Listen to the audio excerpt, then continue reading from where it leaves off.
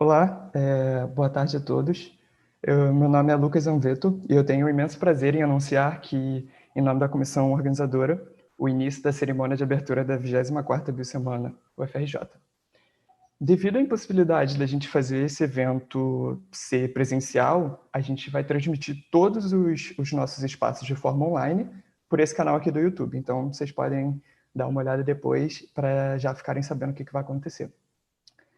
A nossa cerimônia de abertura desse ano vai ser feita por alguns vídeos que foram gravados anteriormente, e a gente vai contar com a participação do professor doutor Sérgio Bonecker, que é o diretor do Instituto de Biologia, a Cristina Pinho, que ela é presidente do Instituto Luísa Pinho Sartori, e o Julião, a Beth, a Sami, Magu, Tiago, Joana e Ana, que eles estão representando os primeiros organizadores da Biosemana, e a doutora Rayane Barros e a Gabriela Trindade, que estão representando os ex-membros da comissão da Biosemana UFRJ.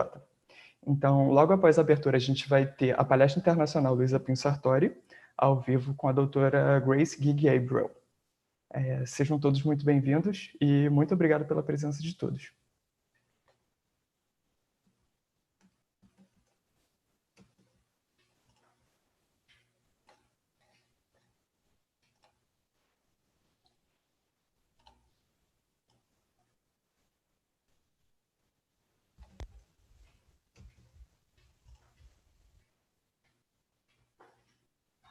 Boa tarde a todas e todos. Eu sou Sérgio Boneck, estou na direção do Instituto de Biologia da Universidade Federal do Rio de Janeiro.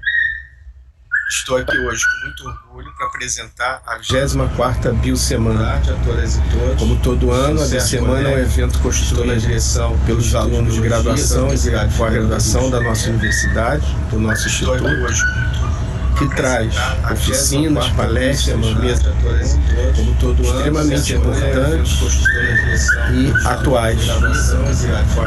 Esse ano, obedecendo o distanciamento social e respeitando as orientações científicas da Organização Mundial de Saúde, a BioSemana será no formato virtual. E, para participar, basta acessar o canal do YouTube da BioSemana e se inscrever.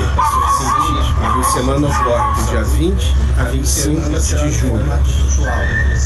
Esse ano, como nos outros anos, teremos a participação com a parceria do Instituto Luísa Pinho Sartori, que nos traz a doutora Grace Ge Gabriel. Mas essa apresentação eu vou deixar para o Instituto fazer, tá? Sejam bem-vindas, bem-vindos. Uma ótima BioSemana que nos traz a doutora Grace Ge Gabriel. Sejam todos muito bem-vindos a mais essa edição da BioSemana. Sejam bem-vindas, bem-vindos. Na Universidade Federal do Rio de Janeiro, no Centro de Ciências da Saúde, Faculdade de Biologia. Muito bem-vindos. O Instituto Luísa Pinho Sartori tem orgulho de fazer parte desse evento há 10 anos. No centro, desde 2010, o Instituto Luísa Pinho Sartori vem participando do primeiro dia com a Palestra Internacional Luísa Pinho Sartori, que vocês vão ouvir em alguns minutos. O Instituto Luísa Pinho Sartori vem participar. O Instituto Luísa Pinho Sartori tem como missão inspirar os nossos jovens biólogos e conservacionistas, apoiá-los nesse trabalho incessante de proteger o planeta onde moramos, o único onde podemos viver. Os nossos jovens biólogos. O Instituto, além de participar do evento da BioSemana incessante, de proteger o único onde podemos viver.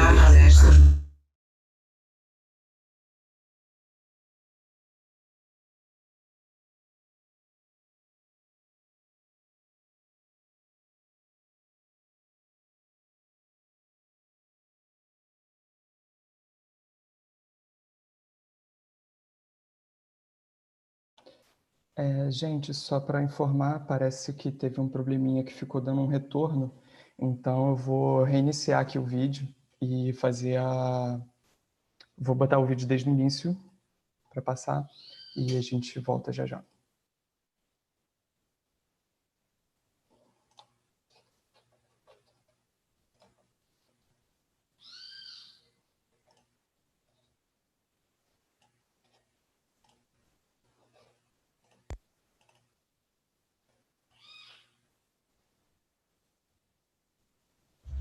tarde a todas e todos. Eu sou Sérgio Boneck, estou na direção do Instituto de Biologia da Universidade Federal do Rio de Janeiro. Estou aqui hoje com muito orgulho para apresentar a 24ª BioSemana. Como todo ano, a BioSemana é um evento construído pelos alunos de graduação e de pós-graduação da nossa universidade, do nosso instituto, que traz oficinas, palestras, mesas redondas, extremamente importantes e atuais. Esse ano, obedecendo o distanciamento social e respeitando as orientações científicas e da Organização Mundial de Saúde, a BioSemana será no formato virtual. Para participar, basta acessar o canal do YouTube da BioSemana e se inscrever. A BioSemana ocorre do dia 20 a 25 de julho. Esse ano, como nos outros anos, teremos a participação de uma palestra internacional com a parceria do Instituto Luísa, Pinho, Sartori, que nos traz a doutora Grace Ge Gabriel. Mas essa apresentação eu vou deixar para o Instituto fazer, tá? Sejam bem-vindas, bem-vindos. Uma ótima BioSemana para todos. Obrigado. Sejam todos muito bem-vindos a mais essa edição da BioSemana, na Universidade Federal do Rio de Janeiro, no Centro de Ciências da Saúde, Faculdade de Biologia. O Instituto Luísa Pinho Sartori tem orgulho de fazer parte desse evento há 10 anos. Desde 2010, o Instituto Luísa Pinho Sartori vem participando do primeiro dia com a palestra internacional Luísa Pinho Sartori, que vocês vão ouvir em alguns minutos. O Instituto Luísa Pinho Sartori tem como missão inspirar os nossos jovens biólogos e conservacionistas, apoiá-los nesse trabalho incessante de proteger o planeta onde moramos, o único onde podemos viver. O Instituto, além de participar do evento da BioSemana e de dar todo o suporte para a palestra de abertura do evento, nós também temos outros projetos muito importantes que gostaria de compartilhar agora com vocês. Nós já estamos, por exemplo, na 3ª edição do programa Jovens Cientistas para Conservação, com muito sucesso. Também temos apoiado há 10 anos a beca do Regenec, uma oficina de genética da conservação. E, além disso, temos todo ano o prêmio Luísa Pinho Sartori para os nossos jovens graduandos que têm os seus projetos de conservação escolhidos por uma banca de professores. Deste último, eu tenho orgulho de dizer que hoje nós já temos várias universidades trabalhando conosco, além da Universidade Federal do Rio de Janeiro. Eu desejo a todos vocês uma ótima semana, uma semana repleta de muitas descobertas, que vocês se sintam realmente inspirados por tudo que vocês vão ouvir e que essa palestra da doutora Grace seja mais um evento de grande inspiração para vocês. Dessa forma, nós estaremos realmente indo ao encontro da missão do Instituto Luísa Pinho Sartori: inspirar e apoiar nossos jovens conservacionistas a protegerem o planeta onde moramos, o único onde podemos viver. Bom evento a todos.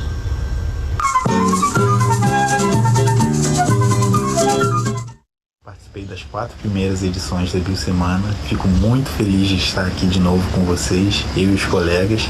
Acho muito importante esse envolvimento dos estudantes, dos professores de todo o Instituto. Queríamos desejar a todos um ótimo evento e que fiquem todos bem. Isso tudo vai passar. Nós vamos nos encontrar nas próximas BioSemanas. Grande abraço. É uma alegria saber que a Biosemana insiste, resiste, persiste. Bom evento para vocês. Eu participei da primeira semana da biologia há muito tempo atrás. Ajudei a organizar e o nosso símbolo era uma capivara. Espero que vocês se divirtam, esses momentos são muito bons. Eu participei da organização da Biosemana em 1998. A Biosemana é um evento incrível, aproveitem. Participei da organização da Biosemana lá em 1997. É bom saber que ela continua viva e poderosa. Muito sucesso no evento, viu? Parabéns! Eu participei das primeiras Biosemanas da organização, junto com essa galera bonita. E a gente participava também do jornal Mutuca. Um beijo! Andam dizendo por aí que eu participei da organização da primeira semana de biologia em 1996. Se passaram 24 anos, é muito bom saber que a semana continua, que resiste, continua sendo feita numa universidade pública, gratuita e de qualidade.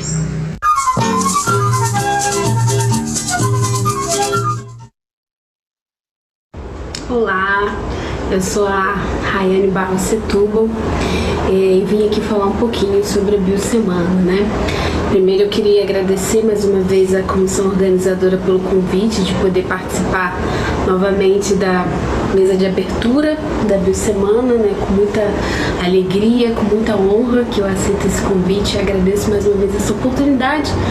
Agora de um jeitinho um pouco diferente, né? Porque essa mesa ela está sendo virtual, é uma coisa nova para mim também. Ainda não tinha participado de nada assim parecido.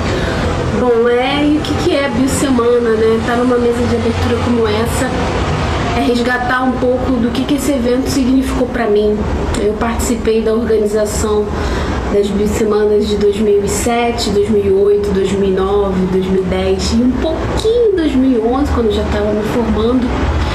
E, né, a Biosemana ela sempre foi esse evento incrível, esse evento maravilhoso e com uma capacidade de inovação incrível, fascinante.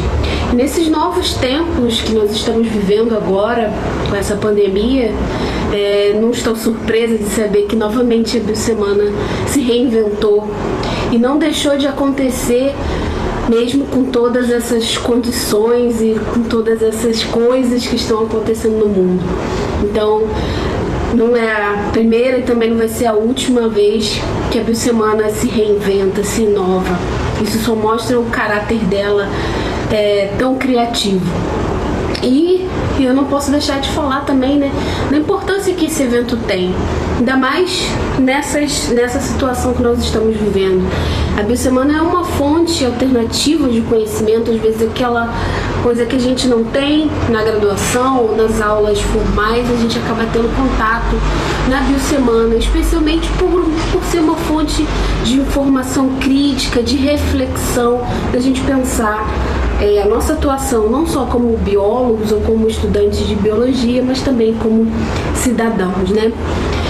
E eu olhei um pouquinho a programação da Biosemana e a gente vê, né, como essa é um evento que é preocupado com as questões do seu tempo. A gente tem nessa programação várias palestras, mesas, coisas super interessantes tratando, por exemplo, das questões conservacionistas, questões de biologia da invasão, conservação de ambientes marinhos.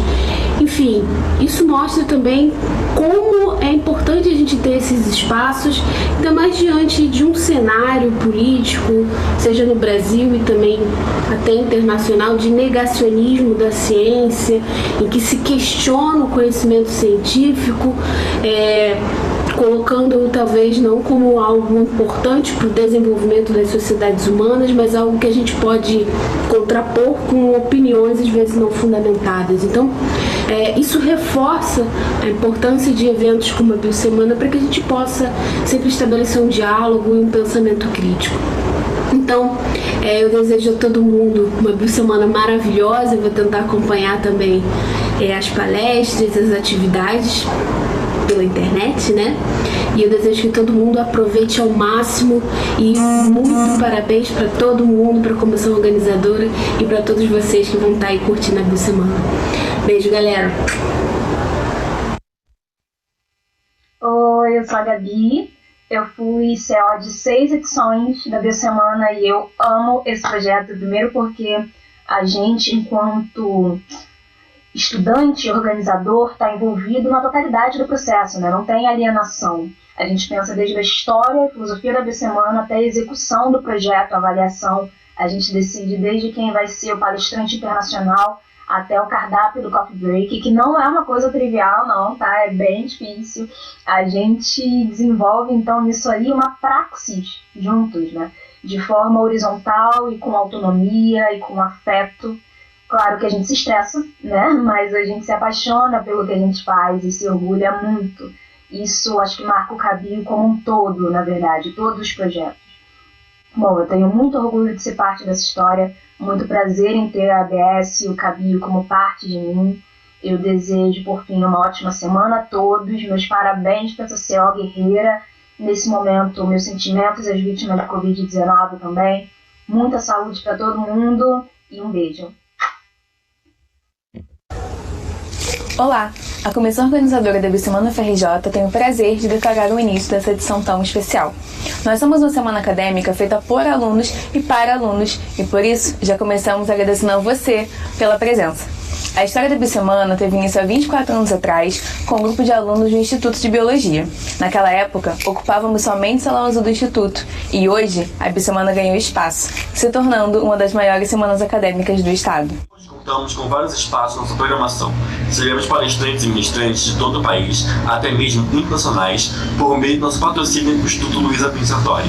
Estamos sempre trazendo todas as grandes áreas da biologia para formar um evento mais diverso possível. Com toda essa variedade, a BioSemana nos permite que aprendamos de áreas que jamais pensávamos teriam contato. A BioSemana nos permite crescer. E como crescemos? Atualmente, com um público de cerca de 800 pessoas e atingindo proporções jamais esperadas pelos seus fundadores lá em 1996, isso mostra o quão fortes nós somos como alunos e o quanto podemos fazer. Ao longo do tempo, várias mudanças foram feitas, novos espaços surgiram e fomos ganhando cada vez mais respeito e visibilidade dentro e fora da UFRJ. Como organizadores do evento, a gente tem uma relação bem intensa com a BioSemana. Muitas vezes a gente passa de um sentimento de felicidade de conseguir organizar um evento desse para momentos de puro desespero, onde nada parece que vai dar certo. Mas é sempre muito bom, muito gratificante quando a gente chega numa sexta-feira, depois da BioSemana já ter acabado, e a gente saber que tudo aquilo valeu muito a pena. Além disso, fazer parte da comissão nos permite crescer muito, como estudantes, cientistas, professores e principalmente como seres humanos. E essa realmente não é uma tarefa fácil. São muitos meses de trabalho, passamos muitas horas juntos decidindo como seria cada um dos espaços da nossa programação. E digamos que chegar a um acordo para tomar uma decisão com cerca de 30 pessoas envolvidas e contribuindo com a sua opinião não é exatamente simples, mas dá certo, sempre dá certo. E todo ano conseguimos fazer uma nova BioSemana, e temos muito orgulho disso. A comissão organizadora desta edição estava pronta para passar por tudo isso. Havia meses que estávamos organizando o nosso evento e dedicando grande parte do nosso tempo para ele. Porém, por conta de tudo isso que vem acontecendo, fazer o nosso evento de forma presencial se tornou inviável. Então, tivemos que tomar uma decisão na qual nenhum de nós queríamos, mas sabíamos que era a única possível. Enviamos todos os e-mails definindo que iríamos suspender a BioSemana e cancelamos tudo aquilo que estava sendo preparado. Vocês não imaginam como isso foi difícil. Para tomar essas decisões, tivemos que fazer nossas primeiras reuniões online, o que foi muito desafiador. E diante de tudo isso, organizar uma BioSemana esse ano parecia completamente impossível. Mas a partir de hoje vocês vão ver o resultado dessa loucura toda. Foi então que decidimos fazer a pré-biosemana com a ajuda do ILPS e a BioSemana de forma completamente online e gratuita. Um desafio para todos nós organizar um evento online sem nenhuma experiência. Mas nós nos adaptamos, redividimos nossos setores, nos reestruturamos como comissão organizadora e aqui estamos com mais um evento feito com muito amor e dedicação para todos vocês. Nós conseguimos! À medida que o tempo foi passando, as nossas reuniões nas plataformas online foram ficando cada vez mais naturais e o nosso conhecimento sobre como realizar um evento online foi aumentando, até que a gente se deu conta que a BioSemana já tinha tomado forma. Os nossos palestrantes já tinham sido convidados, as nossas inscrições para a Biodrops Oficina já tinham começado e o sentimento da BioSemana já estava ali. E agora chegou o tão esperado momento, e nós não podíamos estar mais ansiosos e felizes. O fato de que fomos capazes de realizar um evento dessa proporção mantendo sua essência num período tão difícil mostra o quão adaptável nós somos. Nós conseguimos nos reinventar e isso não é uma tarefa fácil. A realização desse evento hoje é mais uma vez uma demonstração do quão forte nós somos enquanto um grupo de alunos, o quanto nós podemos fazer e tudo que podemos alcançar. A história da Biosemana conta com diversos exemplos de tudo que a gente pode alcançar. Um deles é a famosa comissão, que organizou uma semana para 500 pessoas com apenas 5 membros da comissão. Nós que estamos aqui hoje somos extremamente gratos a todos que vieram antes de nós. Essas pessoas que abriram caminho para que a Biosemana se tornasse o que ela é hoje, ao longo desses 24 anos. Nosso muito obrigado. Só quem foi membro da comissão sabe o quão desafiador é. Hoje, ao realizar essa Biosemana, nós estamos entrando nessa história também. E mais do que tudo, percebemos o quão gratificante é poder fazer parte dela. Nossos palestrantes e participantes de mesa redonda, que se mostraram muito solícitos e se readaptaram para fazê-las na forma online, além de darem todo o apoio pra gente. Nossos oficineiros e participantes do Biodrops, muito obrigada. Nosso evento não seria possível sem a participação de vocês. E também agradecemos ao nosso público, que está acompanhando a nossa programação desde a Pré-Biosemana até aqui. Muito obrigada por fazer esse evento acontecer. Por fim, gostaríamos de agradecer a você, participante, que nos ajudou a construir o que temos aqui hoje. A construção da ABS começa com você. Todos os anos recebemos centenas de sugestões e nosso trabalho é fazer o melhor possível para construir a programação. A cada edição, tentamos trazer temas atuais que ajudem e inspirem nossos colegas. Hoje entregamos para vocês uma Biosemana feita com muito amor e muita dedicação. Esperamos que vocês gostem, que vocês aproveitem cada momento dela. Muito obrigada por cada comentário, por cada pergunta, por cada curtida. É por causa de vocês e para vocês que a Biosemana vai acontecer. E acreditamos que nada melhor do que encerrar com uma mensagem de boas expectativas. Tudo isso que está acontecendo vai passar, e então teremos muito mais Biosemanas presenciais, com quinhentão lotado, com salas do bloco ocupadas, festas comemorativas e tudo que estamos sentindo falta. Fiquem seguros, se cuidem, cuidem dos seus. E por enquanto é muito bom poder manter a Biosemana viva.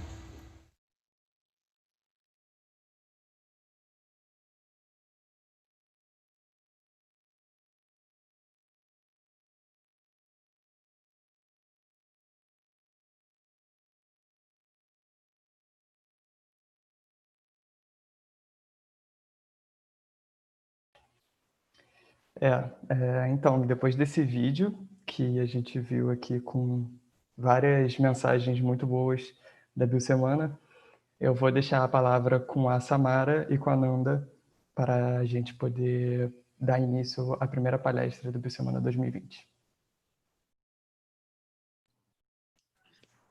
Oi, gente, boa noite. Meu nome é Nanda e, inicialmente, eu gostaria de agradecer a todos que estão aqui e espero que vocês tenham curtido muito essa mesa de abertura que a gente acabou de mostrar para vocês. Oi, gente. Boa tarde. Eu sou a Samara e muito obrigada pela presença de todos vocês. Então, eu e a Samara somos da comissão organizadora da Biosemana UFRJ e hoje a gente está aqui para apresentar o primeiro espaço da nossa programação, que vai ser a palestra Luísa, Pinho e Sartori. Para quem não conhece, a Biosemana é a Semana Acadêmica da Biologia UFRJ, organizada 100% por estudantes e que esse ano estaria em sua 24ª edição regular. Então, por conta da pandemia, a Biosemana, nos seus moldes originais, ela teve que ser cancelada, ela não pôde ocorrer, porque é um evento que conta com a presença de cerca de 800 pessoas, incluindo participantes, oficineiros, palestrantes, ministrantes e os membros da comissão organizadora. Então, por ser um evento com essa proporção, ele não pôde ser realizado presencialmente, e por isso a gente resolveu criar essa edição excepcional da Biosemana, que se adaptasse aos moldes do que a gente está vivendo agora. Assim, colocamos toda a nossa programação online aqui no nosso canal do YouTube, aberto a todas e todos. Começamos essa edição com a nossa Pré-BS, que aconteceu 16 de junho a 2 de julho, e gostaríamos de agradecer ao nosso parceiro antigo, que dá nome a esse primeiro espaço, que é o Instituto Luísa, Pinho e Sartori, que nos ajudou a montar esse evento. Então, eu gostaria de lembrar a todos vocês que durante a palestra vai ter um QR Code na tela, em que vocês podem doar dinheiro fazer doações para o Instituto Luísa, Pinho e Sartori, para que o Instituto continue investindo em espaços e palestras tão ricos como o que a gente está mostrando aqui agora para vocês. Além disso, a gente também gostaria de, infelizmente, falar para vocês que a gente não pôde, por uma questão logística, ter a tradução simultânea dessa vez, mas lembrar vocês de que ao longo da palestra vocês podem deixar as suas perguntas no chat que a gente vai ter aqui ao vivo, e que depois da palestra a gente vai pegar essas perguntas e vai pedir para a Grace tentar respondê-las. E, inclusive, se vocês não se sentirem confortáveis de fazer as perguntas em inglês, vocês podem fazer as perguntas em português, que a gente vai traduzir e passar para a Grace. Agradecemos mais uma vez a presença e compreensão de todos. A partir daqui falaremos em inglês para podermos nos comunicar com a palestrante. Good afternoon, Grace. We thank you for accepting our invitation to be here and start our event in the first lecture. Grace is China's Regional Director of IFAW, which is the International Fund for Animal Welfare. Grace played an important role at conservation at China, being responsible for developing the first draft of an animal welfare law at the country, the first raptor rescue center, and the first global campaign to protect the Tibetan antelope. So with the intention of minimizing the elephant poaching crisis in China, Grace developed a campaign sensitizing Chinese people about the relation between ivory trade and elephant killing. So in 4 years, her campaign led to a reduction of more than 50% of the propensity to buy ivory among the most likely consumer groups. And in addition, she also campaigned alongside tourism and traditional medicine groups, and also the World Bank, to reaching for the conservation of threatened populations of tigers in Asia. At the lecture, Change Social Behavior to Reduce Wildlife Trade in China, Grace will bring multiple approaches about her conservation projects, focusing on her main career goal, which is to deal with wildlife trade in China and the social aspects that involve this matter. So now, Grace, if you are ready, you may start your presentation. I think you have your audio off. Yeah, open your microphone. Grace, thank you very much. Hello, everyone. I hope you're all safe and well. I would really like to have visited your beautiful country, but given the circumstances, and I admire the organizing committee of BioSemana to do it virtually. And this is from the video I just heard, I felt that BioSemana is a week of celebration of biodiversity. And it's really, it's very inspiring, even though I couldn't understand Portuguese, but I can see everybody's enthusiasm for participating in BioSemana. And before I start, I just want to thank the university for inviting me. And I also want to thank the Luísa Pinho Sartori Institute for sponsoring my talk. The story of Luísa and her legacy is so touching and inspiring, and I'm truly humbled by the invitation. I felt that given when I was deciding on what to talk was my subject, and I felt that wildlife trade and how we change behavior to reduce wildlife trade, the subject couldn't be more relevant given the origin of COVID-19 was from wildlife trade. So with that, let me start my screen share.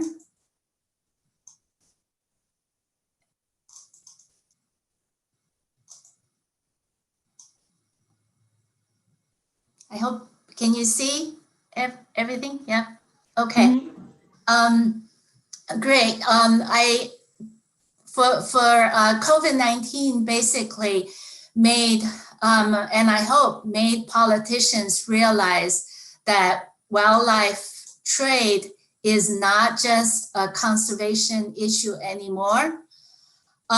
because if I'm just using this picture, it was an advertisement from one of the stores at this market in Wuhan. It's a Wuhan Huanan seafood market.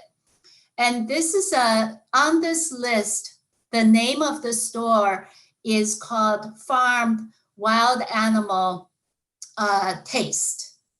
And on this list, there are, let me count, live peacocks, porcupines, rats, foxes, crocodiles, wolf cubs, turtles, snakes, frogs, wild pigs, and then meats, feet, blood, intestines, and other body parts from all of the above animal and more. Over 100 items and from 70 different species of wild animals. And in fact, when authorities realized that this market, some of the earlier COVID-19 cases came from the market, they shut down the market. They shut down the market on December 31st, 2019. And then China's CDC authorities went to the market in January. They collected over 585 samples because the market was closed and the animals destroyed, so they couldn't get samples from animals, and they collected, these are environmental samples, out of which 33 were positive. And then 31 came from the part of the market where wild animal trading concentrated.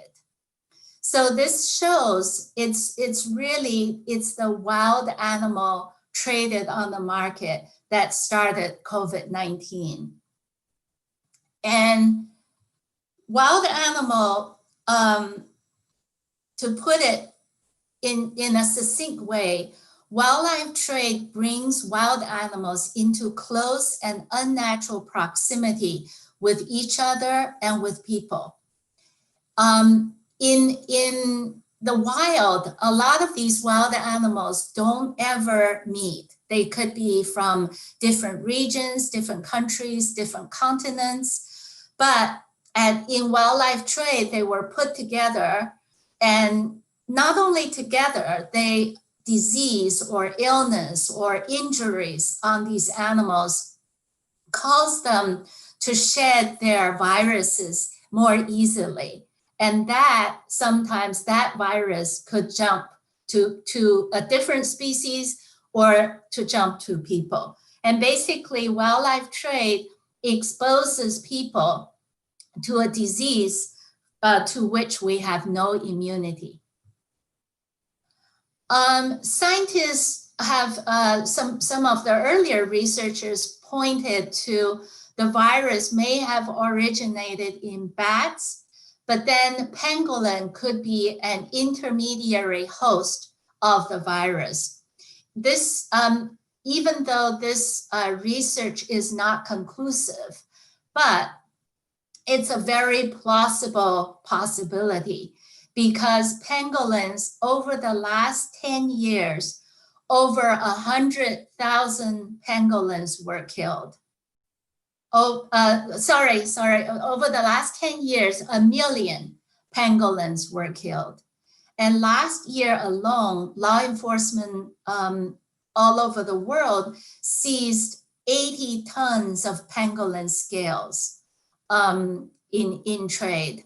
And the precarious situation for pangolins prompted CITES, the Convention on International Trade in Endangered Species, to put all 8 species of pangolins onto Appendix 1 of the convention. And just a little bit about this convention. This is a convention set up in 1975 to protect species that are overexploited for commercial purposes. And currently, this convention covers 30,000 species of wild fauna and flora, and it has over 183 parties that are to the convention. And also the convention is, the way the convention lists these species is species that are facing extinction from commercial trade. They are put in Appendix 1. Species that are put in Appendix 1 are prohibited from international trade in their parts and derivatives. And also species from species that are threatened, but they're not to the level of facing extinction, parties can decide to put the species on Appendix 2. And Appendix 3 covers species that are that needs protection domestically, and any party can just decide to put species on the appendices. The reason I use this, I mentioned CITES, because CITES plays a very big part in my work to reduce wildlife trade. CITES does, for instance, it's a convention to protect species that are facing extinction due to commercial overexploitation, but CITES doesn't cover all species. So for instance, when we talk about the virus jumping from bats, pangolins are protected, but bats are not protected in CITES. And CITES, every CITES parties have these management authorities and scientific authorities to make decisions. And if you can see from that CITES logo, it has the elephant tusk in the CITES logo. So elephant decisions have been, ivory trade decisions have been a big part of the Convention on International Trade in Endangered Species since the very beginning. In the 1970s to the 90s, to late 80s, elephant poaching was very severe. It reduced elephant population from 1.3 million to about 600,000 in Africa. And because of that poaching increase, CITES decided in 1989 to list all of the African elephants on Appendix 1, which prohibits their international trade for commercial purposes. Asian elephants has always been on Appendix 1. But African elephants only were listed in 89. However, in 1993, some African countries asked CITES to downlist their elephant population. So there are 4 countries' populations, African elephant populations downlisted to Appendix 2, which allows some trade to happen. And then in 1999, after the first, the downlisting, there was a sale of 50 tons of ivory to Japan. And then in 2008, there was another one-off sale of ivory to China and Japan. And these are the arguments from countries that want to trade ivory.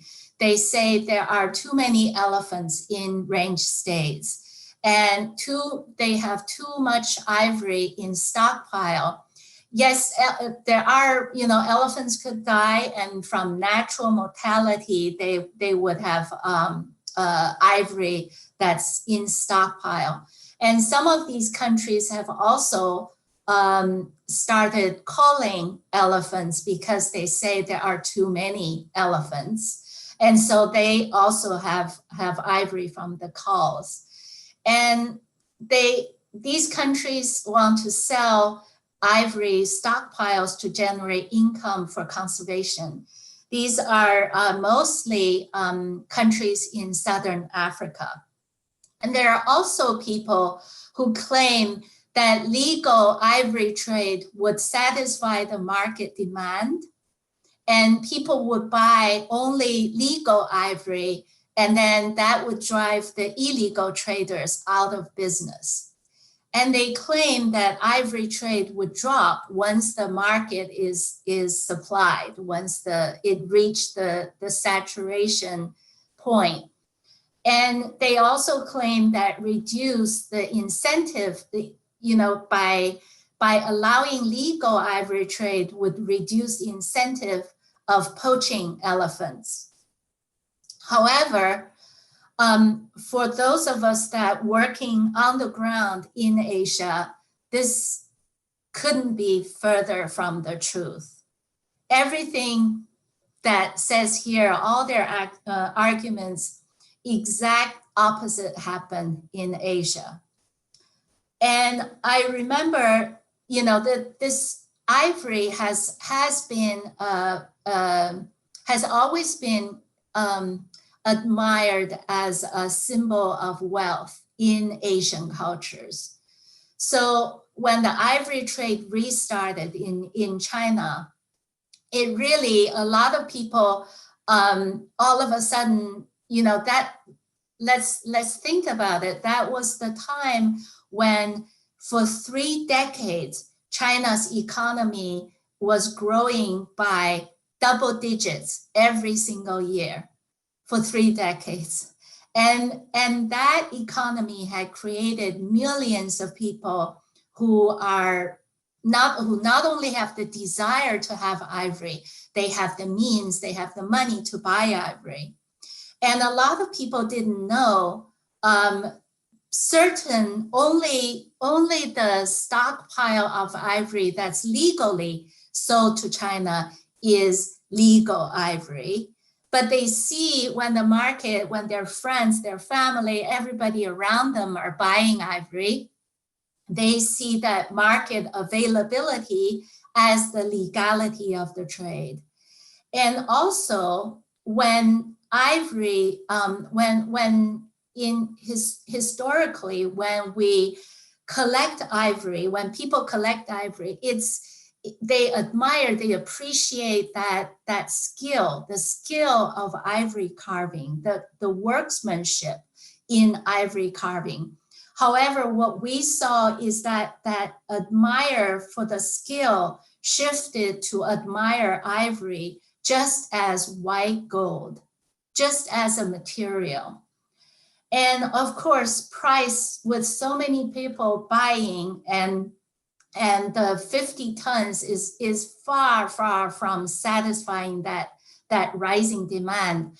Ivory price increased, and many people, even on China Central Television, there was a economic program calling buying ivory as an investment. And then also, that was the time I remember worrying with this rising demand. Is almost like it's like a tsunami of demand coming. And I was thinking, what do we know about ivory? So we did a survey, and we found that 70% of the Chinese don't even know ivory comes from dead elephants. Because in Chinese, ivory is elephant teeth. It's literally elephant teeth. So people think a person's teeth can fall off, a person doesn't have to die, right? So this is it was even surprise to me, because it didn't occur to me that this ignorance existed. And also, allowing that legal trade makes ivory illegal trade a high profit, low risk, because it creates this opportunities for the legal stores, the legal ivory shops, Oh, sorry, I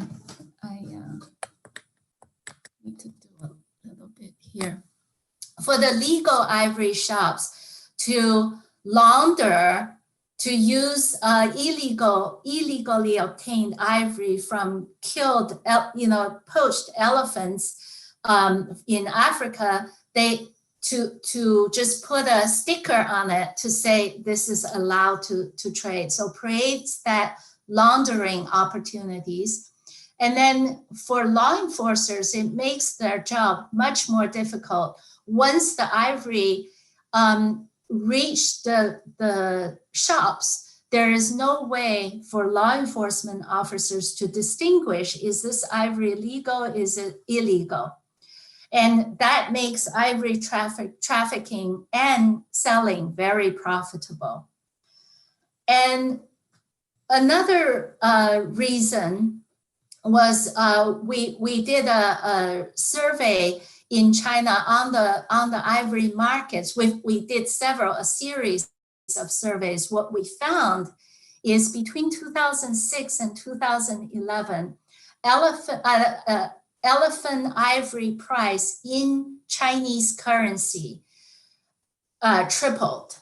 And during that same time, Chinese currency had gained value against the US dollar.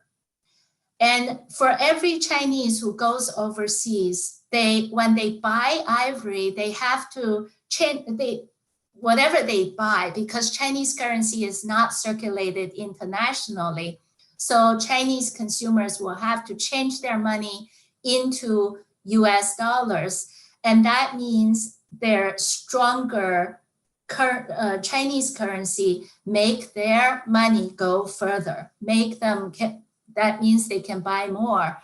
And then when they buy more and then they smuggle it back into China to sell on the Chinese market, their profit margin, again, is higher. And that prompted a huge increase in elephant poaching in Africa and also smuggling of ivory. And this picture came from my colleague, Celine, who went to Bouban-Jida National Park in Cameroon. While she was there, poachers came on horseback from Chad. They killed over 400 elephants in one go, in 1 week time. And in the year between 2010 to 2012, over 100,000 African elephants were killed for the ivory trade. And this is, the situation was dire. And many people say, okay, so there's poaching and it's all because there is a market in China, all because there is demand. So you need to reduce demand. But what we found that the campaign that we eventually conducted in China, it's a social behavior change communications campaign to reduce both market supply and consumer demand.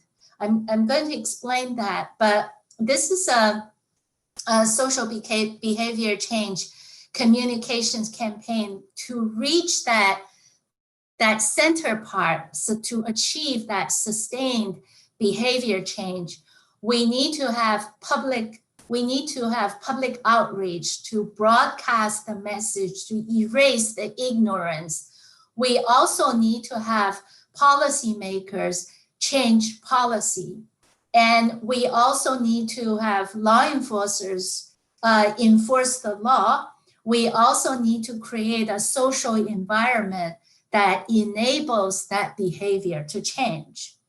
So the first step we did to solve this problem, the elephant poaching problem, is we developed a campaign. It's called Mom, I Have Teeth.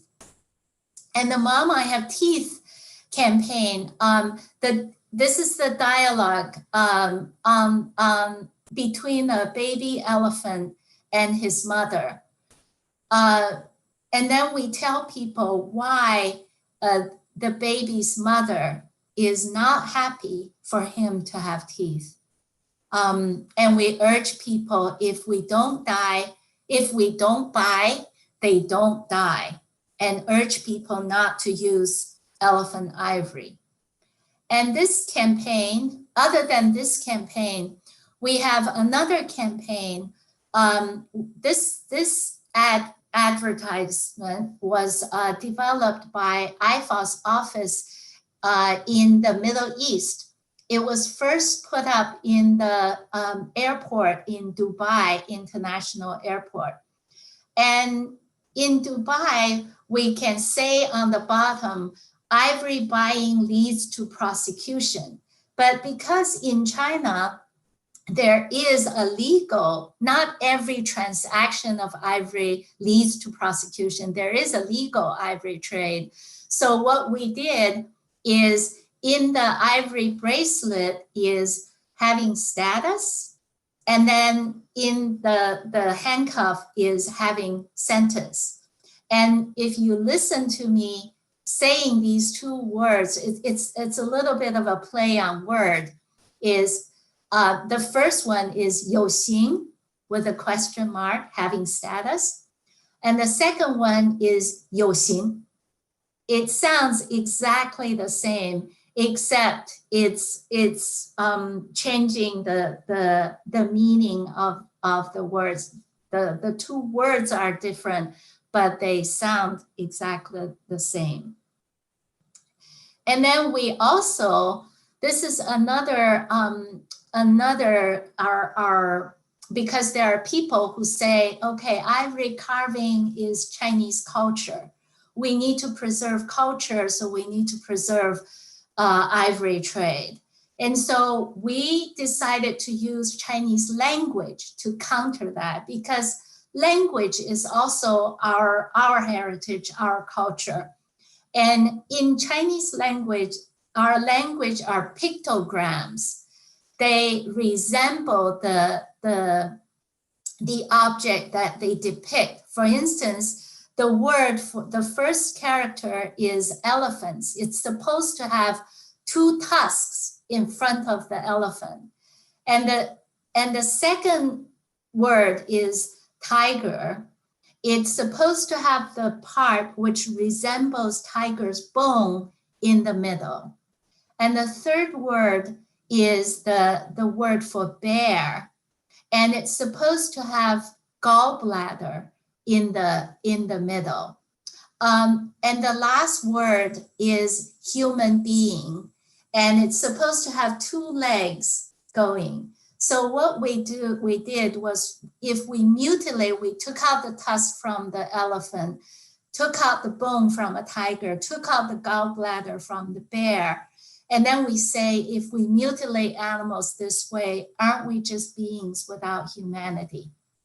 And this is another way to basically shake up people to realize what our behavior is doing to animals. And particularly when I took the Mom, I Have Teeth ad to for testing, the ad agencies were really enthusiastic, and they told us, we're going to help you put it across the country. And they did. They put it on subways, at airports, on buses. And then also magazines, a telephone company came to us and said, we want to put it on the phone card. And then what's really touching was by having these ads in the subways, one of the educators in China took a picture of it, and then he put it into the college entrance exam as a language question. And instantly that year, this ad reached 9 million college applicants. So, and this ad, when it started running, we didn't put it online, but people started put it online to, I heard from an ivory carver who said, you know, I didn't even know this, where ivory comes from. He said, I have many other different materials I could use. I don't have to use ivory as my, my carving material.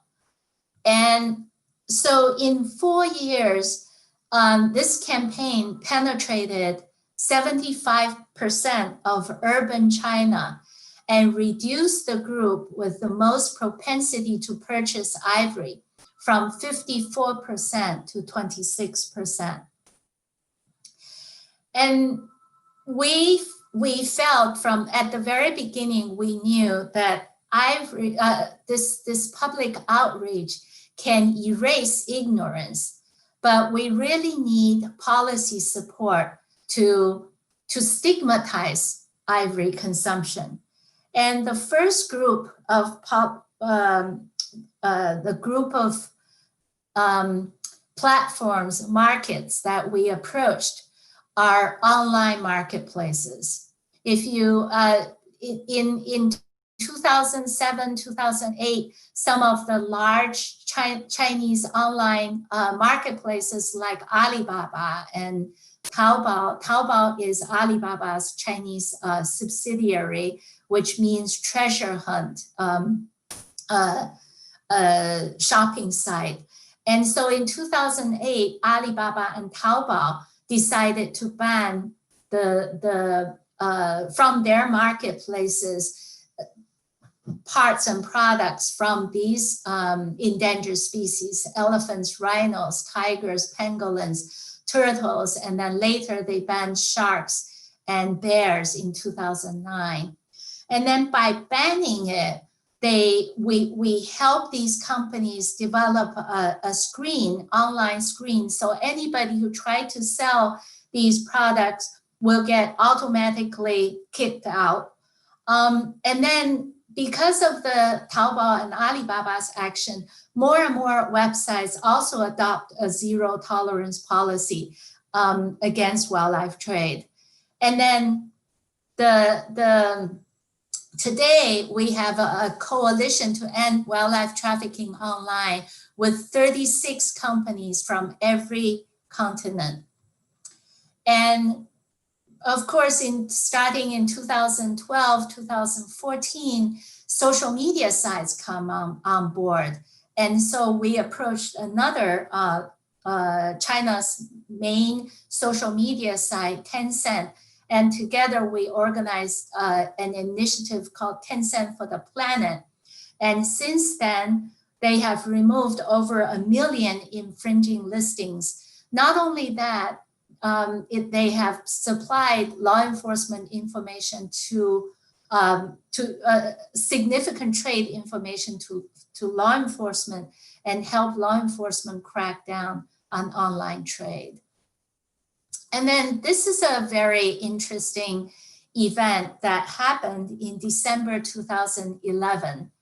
An auction house was going to sell off 400 bottles of tiger bone wine in a hotel 2 blocks from IFAW's office in Beijing. And so during lunch break, we just walked over to the auction preview, and we found that not only they have tiger bone wine, they also have elephant ivory and rhino horn carvings. This is selling rhino horn and tiger bone is a direct contradiction to a ban that China issued in 1993, specifically banning tiger bone and rhino horn from trade because they were used in traditional medicine. So they were strictly banned. And so we gave our information to law enforcers, and they not only banned this auction, they also issued a total ban on all of the trading or auction trading of these endangered species. And that auction ban resulted in a 90% drop of ivory, elephant ivory in auction in 2012. And this chart shows the straight line drop, 90%, that's elephant ivory in auction. And then the other more gradual drop is the decline of elephant poaching in Africa. And you can just see the significance of this. And in fact, that was the moment when I realized in 2013, when I realized that 2012 was that one market, the auction market ban, resulted in such a huge drop in ivory trade. I thought, what if we have, even if, just one marketplace having such a huge impact, what if we get China to ban ivory trade altogether? And so we approached US government and asking the Obama administration at the time to ban ivory trade and crush their ivory. So in 2013, in November, US crushed 6 tons of ivory. Less than 2 months later, China crushed 6.1 ton of ivory. Creating China and US is almost like creating this competition. Who crushes more ivory, and in fact, crushing ivory was only the beginning. And in 2017, China banned ivory trade entirely. But I want to just another tidbit of information. At the second ivory crush in 2015 in May, the picture on the right-hand side below, I was at that crush. And at the crush event, the minister announced that China will eventually close its commercial ivory market.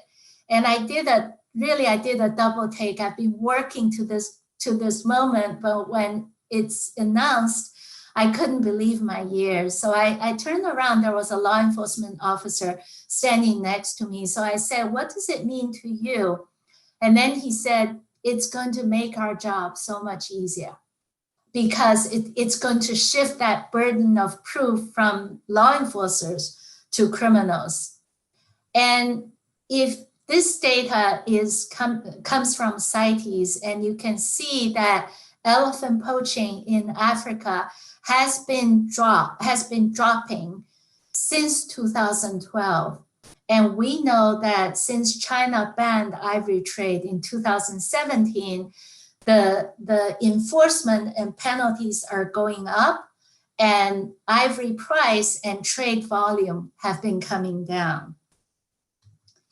And another component of our campaign is to mobilize society. Remember the social behavior change campaign, we really need to mobilize society to create an enabling environment for behavior change. So we enlisted the help of 16 key opinion leaders or champions from China, from different sectors of society, asking government to ban, asking individuals not to buy. And this is China's pop star, Chris Lee, who asked people not to buy ivory. And we have also a company help us create an augmented reality elephant, and we named this elephant Laura. And we took this augmented reality across the country, giving Chinese consumers an opportunity to interact with the elephant and then pledge their behavior not to buy ivory. And also we mobilized the internet companies. Many of the, Baidu is the largest Chinese language search engine. And one of the remember when the online companies removed these ivory or other wildlife parts and products, after they were blocked by the websites, people come up with different ways to list them. They call them different names, they called ivory different names. And then we collected all the names, and then eventually they shifted to pictures. So Baidu is using artificial intelligence to help us filter out endangered species pictures. And then another way these online companies is helping us reach our target audience with precision.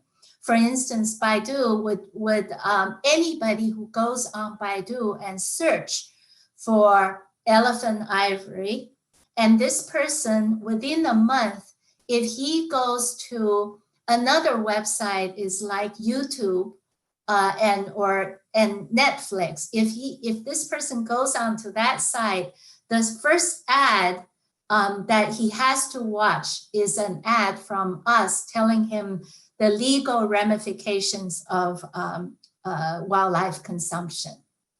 And so these are some of the government actions after COVID-19.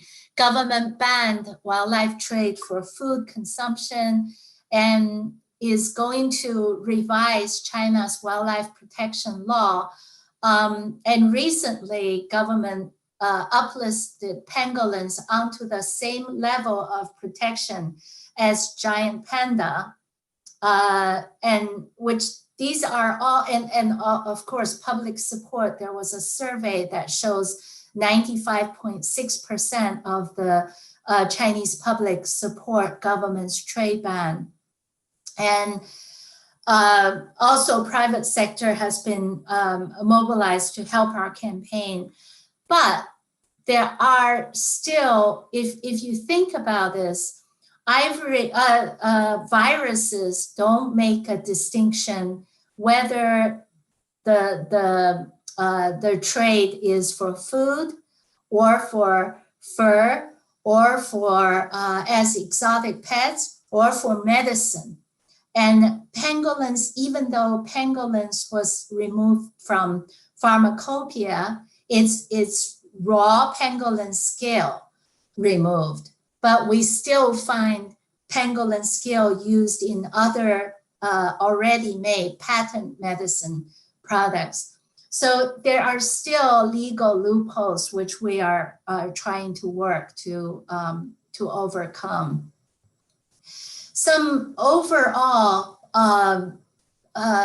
reflections really on wildlife trade and how to, since wildlife trade was really the root cause of the pandemic, it really showed that the connectivity of animal health, human health, and environmental health.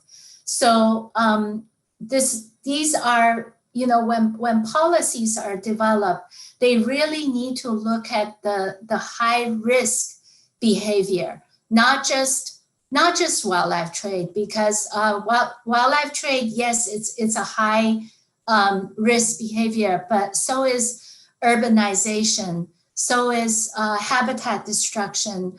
Any activity, so, you know, climate change is also putting, you know, these destroying habitat and causing people and animals into the wild places and making that distance, shorten the distance where people are interacting with animals in the wild.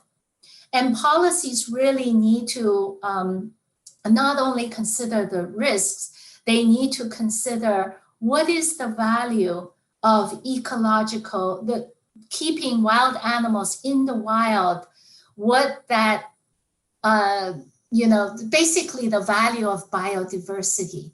and that biodiversity, how it can provide services to communities, to countries, rather than just looking at the economic, short-term economic value of using wildlife or using that wild land.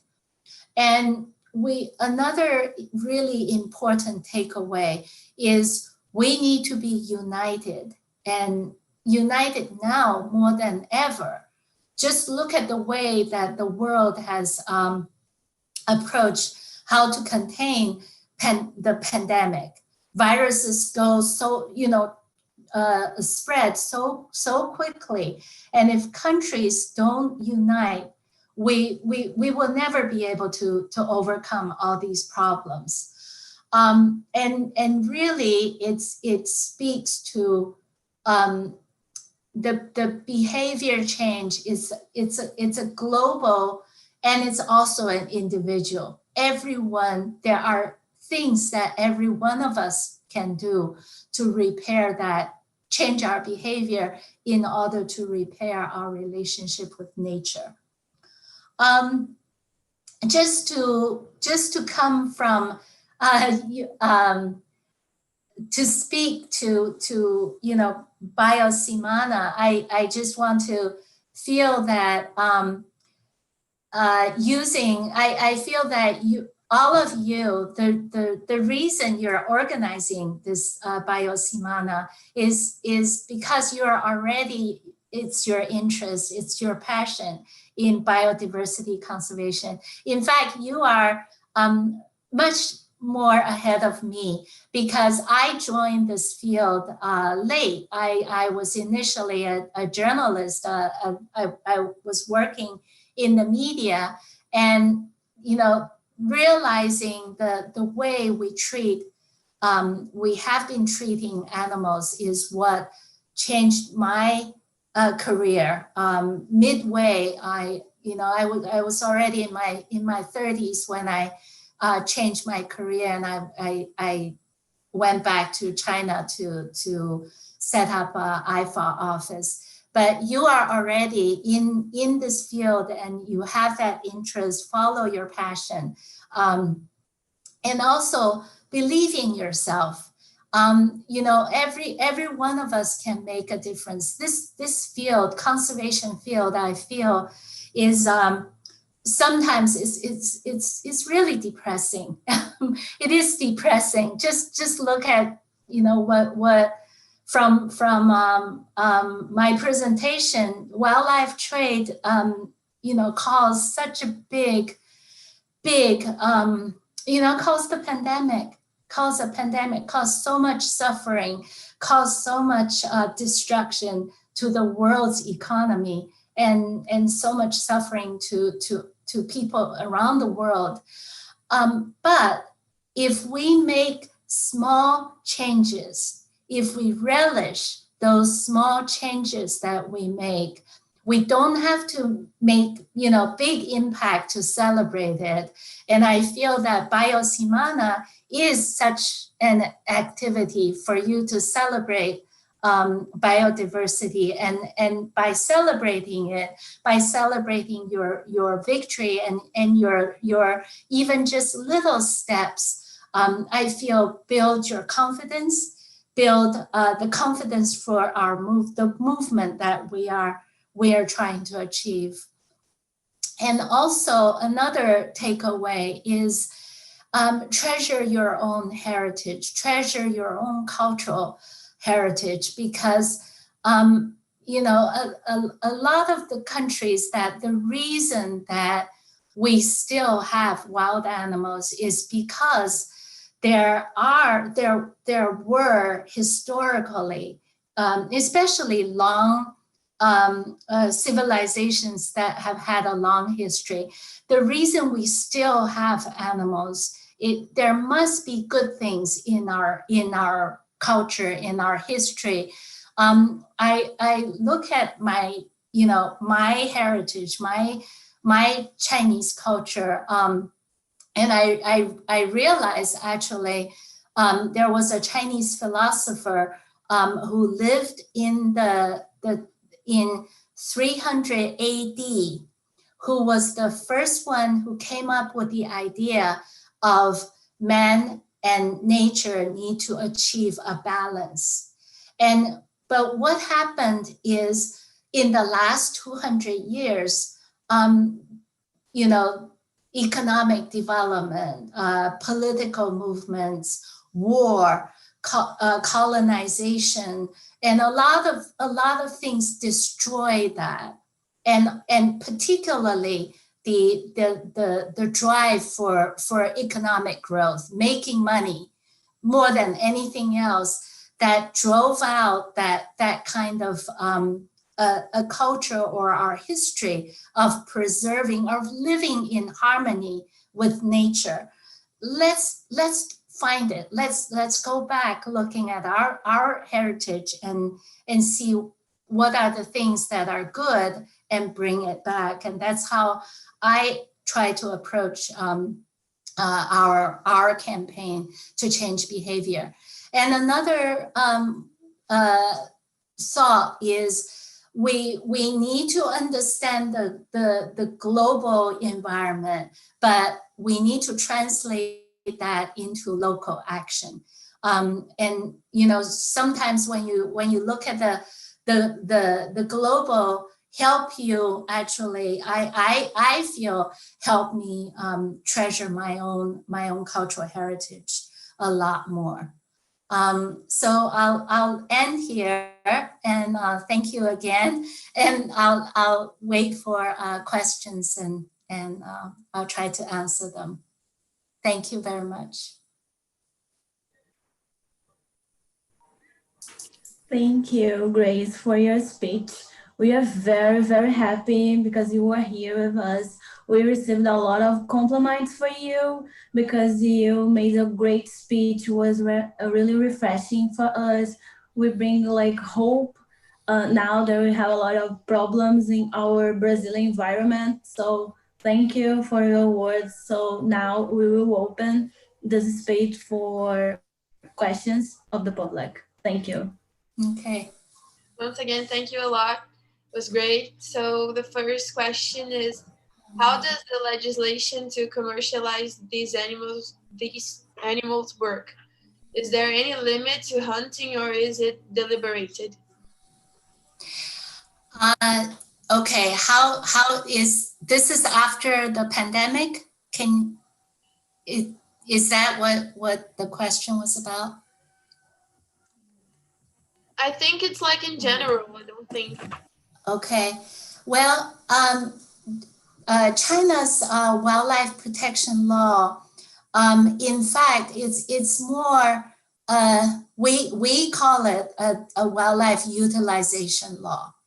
It only protects animals that have, for a long time, it only protects animals that have cultural, economic value. And it's not taking into consideration of animals that are, their ecological value. So, for instance, for a long time, a lot of these species that are, even though there are bans, tiger bone was banned, rhino horn was banned, but these are separate bans. What we want to see is a revised wildlife protection law that can take the ecological value of wild animals in the wild more into consideration and protect all animals. And then you can have a few very kind of a white list of animals that you can use.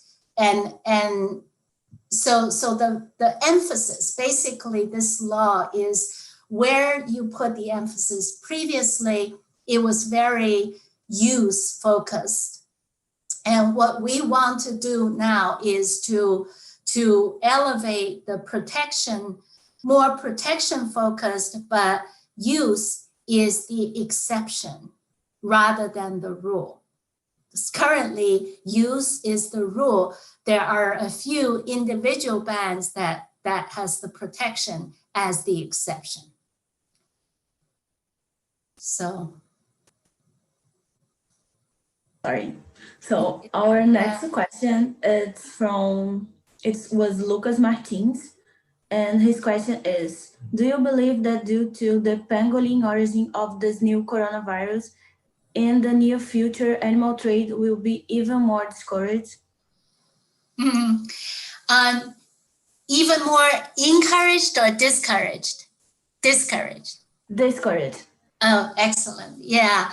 I feel, yeah, if I use that ivory trade as an example, stronger laws combined with vigorous enforcement and then meaningful penalties for violation would stigmatize wildlife consumption, and that will help reduce demand as well. So this is, yes, we feel, and as I mentioned, we did find there is still some loophole, and we're working with government and trying to remove these loopholes. Yeah. Okay, so our next question is from Gabriela Valente, and she asks, what strategies do we have to deal with cultural aspects and balance those with conservational aspects? What balance? Well, I will use traditional Chinese medicine as an example. I think traditional Chinese medicine is definitely our cultural heritage. It's a medicine that not only includes it includes Qigong, Tai Chi, acupuncture, acupressure, exercises, and it includes the medicine. In the medicine itself, 97% of the ingredients in traditional medicine comes from plants and minerals. Only 3% comes from animal ingredient, and that 3%, a lot of the animal ingredients from domestic, from domestic animals, not from wild animals. And also in our campaign to change the TCM use of animals, I have talked with TCM practitioners who said, TCM is a experience-based medicine. So 3,000 years ago, when there was nothing else was available, so practitioners find whatever they can find and use. But today, there is modern medicine. There's a lot of things that can replace that use, and there is no need to use it. So this is just, there was a balance already, but what's wrong, what tipped that balance was the encouragement of, it's basically economy. It's industries or pharmaceutical companies that want to use endangered species. So they are the ones that ask government to farm endangered species in order to use the species, use the species in medicine. And by using it, it's really harming the reputation of traditional Chinese medicine. I have heard people, who blame the traditional medicine for the disappearance of tigers, rhinos, and bears, but in fact, it's not that traditional medicine itself, because that medicine, the authentic traditional medicine use is very, very small. It's the industry, it's pharmaceutical companies. that have tipped that balance. So I hope I answer your question. If you want me to further, you can tell me that. Thank you. The next question is, how is conservation taught in schools in China? Do you people discuss these aspects? Unfortunately, kids, conservation is not taught in schools until college. So this is one of the areas that we have also been doing, is training teachers to have extra. It's basically an extracurricular activity to train teachers. And in fact, I have another story that was very interesting. During the height of the ivory trade, we through these school teachers, they had run a petition campaign. Basically, children were asked to take a petition home and get their parents to sign a petition not to buy ivory. And this one boy, a 12-year-old boy, who took his petition home, have his parents to sign, and his father refused to sign. And the boy was so determined and so angry, and he refused to eat. You know, think about it. These are one child per family. China has been having this one-child policy for a long time. These are single child in the family, and so they have parents, they have grandparents, you know, and great-grandparents. Anyway, so many great parents, and they were all coming down on the parents for the parents to sign. And you know, these are the, I think the young minds are so malleable. You know, really conservation need to be taught at a younger age.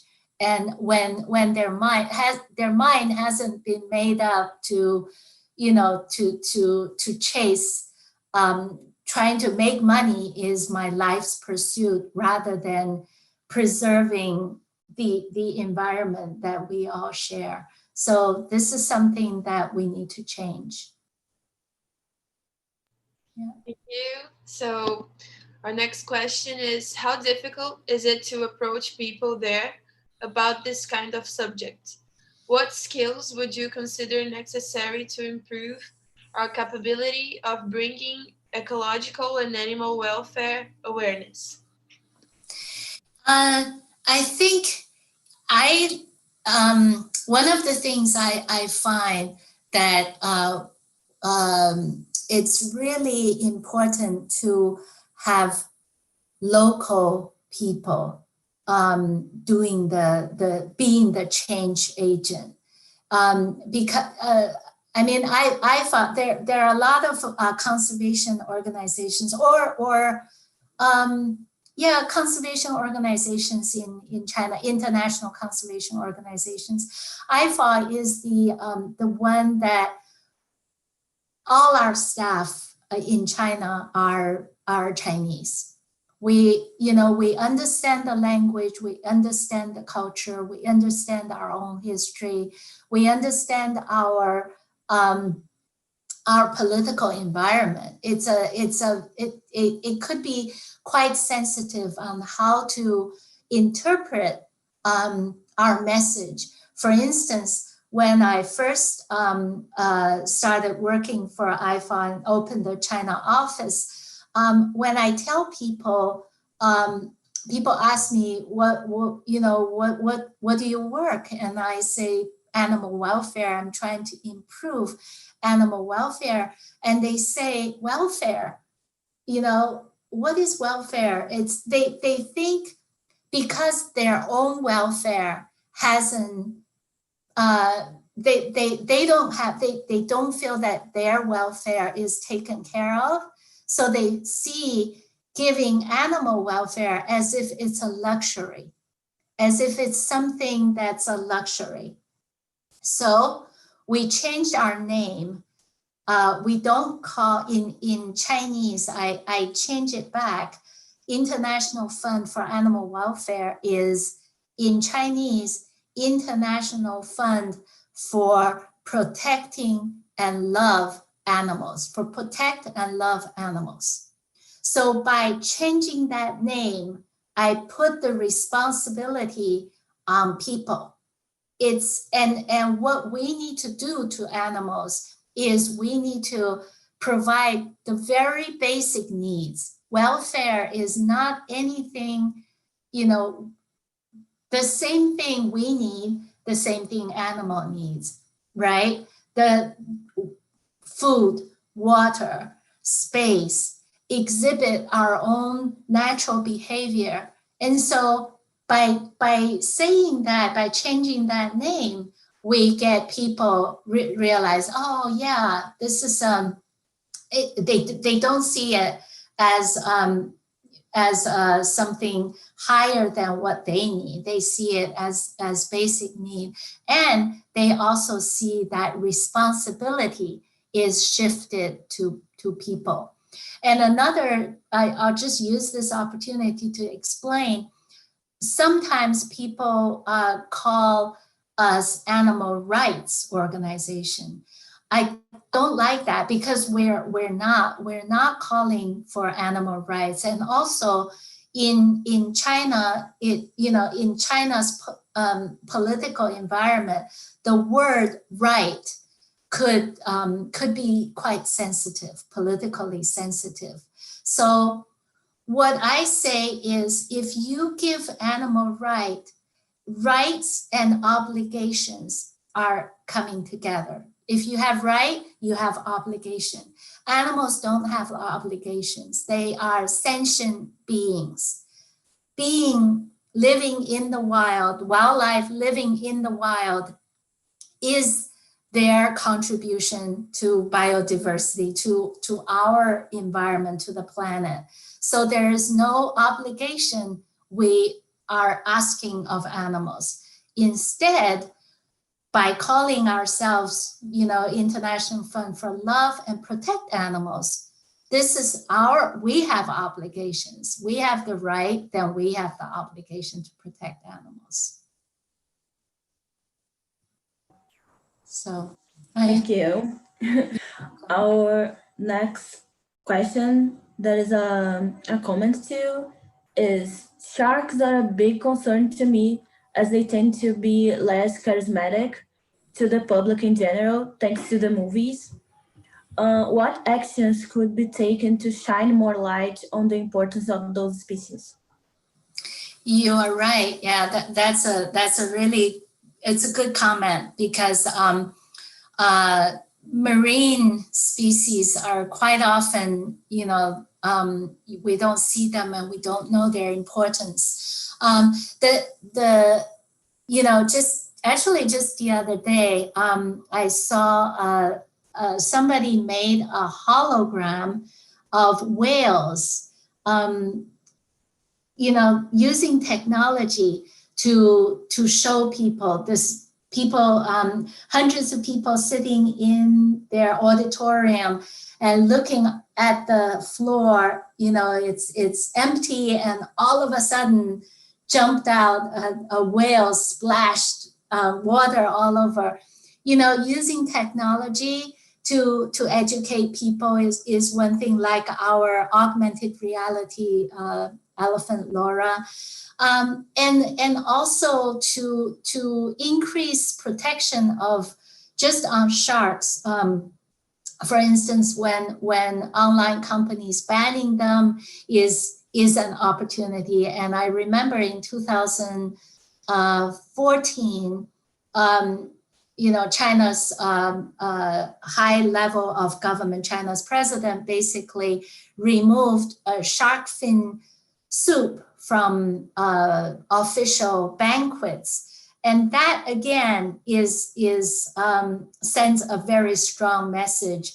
And that action alone, I remember, reduced shark fin trade by a very big percentage. I don't remember the exact percentage, but it is true. I think using technology and also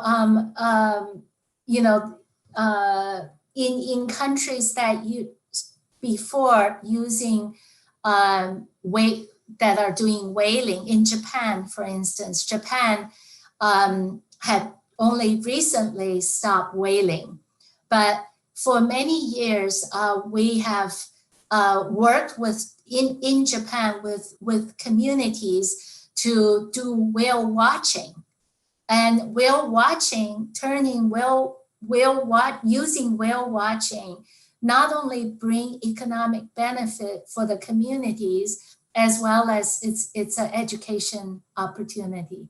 So these are all ways that as conservationists we can explore. Okay, so we have. Do you want to say anything else? Just one more thing. Another thing that this is something actually I have talked with my friends and colleagues a lot about is jewelry. Use animal symbol, make into jewelry is a great way of raising awareness, because I myself and a lot of my friends like to have pendants, elephant shaped or whale tail shaped, and so this is another way. In fact, we make some of the designs using communities make jewelry, like the beads, making jewelry.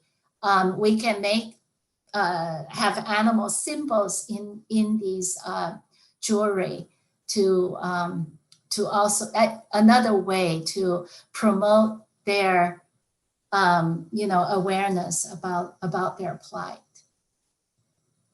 Yeah, sorry. Go ahead. Okay, so unfortunately, it's our last question. It's from Gabriele, and she asks, the fiscalization by Chinese government in these wild animals markets have been effective or just superficial? The recent ban, in fact, the recent ban is quite effective. Wildlife market hasn't been opened, and also Chinese government are starting to compensate some of the wild animal species have been farmed for food.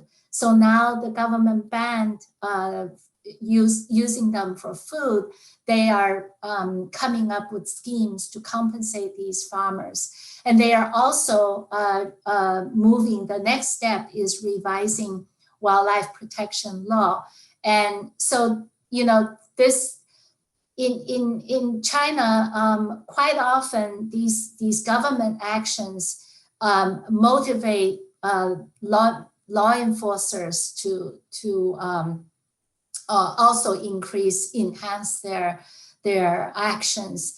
And judiciary as well. I have seen calls from law enforcers and judiciary to support the trade ban and amend when China amends the wildlife protection law to put the higher penalties into them.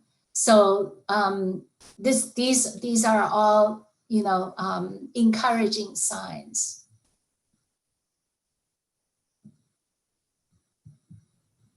Okay, so I think we are coming to an end. So today I'd like to say that we reached the peak of 370 viewers, which is very good. And We'd like to thank everyone who watched us today, and also Luísa, Pinho, Sartori, for allowing us to share this moment with all of you. And once again, thank you, Grace, for accepting our invitation to participate on this event.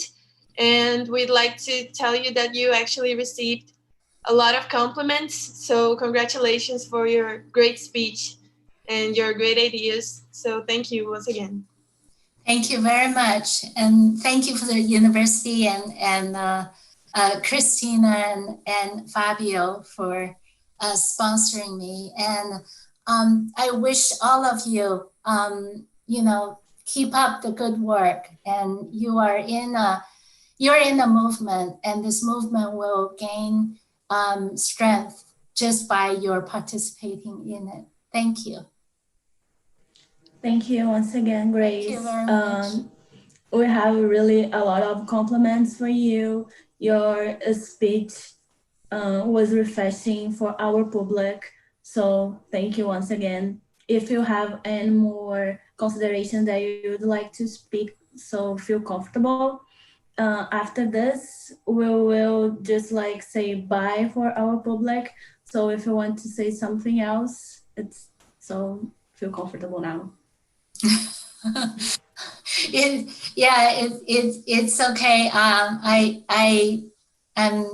I'm grateful for you, all of you, to give me this opportunity to talk with you. I really wish I could see you, face to face, and particularly I've never been to Brazil. I was looking forward to but this I'm glad this event is happening. And so for the next week, good luck and a successful biosemana to all of you. Thank you. E obrigada novamente a todos que acompanharam. Gostaríamos de lembrar a todos que amanhã começaremos a nossa programação com oficina não só de sexo, vida e educação sexual, às 11 horas da manhã. A gente também gostaria de lembrar a todos vocês de seguirem a Biosemana e o Instituto Luísa, Pinho, Sartori, tanto no Facebook quanto no Instagram. As redes sociais elas estão aqui embaixo na descrição do vídeo. E também gostaríamos de lembrar vocês de acessarem os nossos sites, tanto do Instituto quanto da Biosemana, e lembrar de vocês que no site do Instituto Luísa, Pinho, Sartori vocês podem fazer as doações e para apoiar todos esses eventos, né, todos esses espaços que eles proporcionam, tanto na Biosemana quanto os próprios projetos deles. Então, não se esqueçam de acessar o site do Instituto e da Biosemana também. Além disso, não se esqueçam de se inscrever no nosso canal para não perder o resto da nossa programação que começou hoje e vai até sábado, dia 25. Tchau, gente. A gente se vê. Tchau. Thank Tchau. Thank you. Bye-bye. Bye. Bye.